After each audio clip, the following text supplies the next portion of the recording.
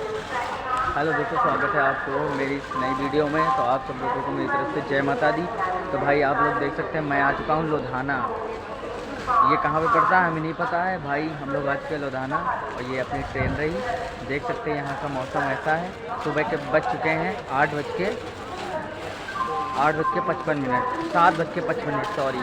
तो भाई देख सकते हैं हम लोग यहाँ आ चुके हैं और अभी अपना सफ़र कुछ बाकी है। ये अपनी ट्रेन है, देख सकते हैं हम नीचे आ चुके हैं। अपनी ट्रेन चलने वाली है और यहाँ का मौसम कुछ ऐसा है, देख सकते हैं आप लोग। बहुत ही प्यारा लग रहा है सुबह सुबह का मौसम। यहाँ पे ठंड भी नहीं पड़ रही है और बहुत ही अच्छा मौसम है। बहुत ही मज़ा आ रहा है यहाँ पे सफ़र करते हुए। ट्रेन का पहली बार सफ़र बहुत ही अच्छा लग रहा है। हम तो सो रहे थे, अभी सुबह सुबह उठे। सुबह का 8 बजने वाला है, हम बाहर आ चुके हैं। देख सकते हैं यहाँ का मौसम। मिलते हैं अगली वीडियो में। आप लोग कमेंट करना प्यारा सा और कमेंट में जय माता दी ज़रूर लिखिएगा। अगली सुबह आपको माता जी के दर्शन करवाएगी। जय माता दी।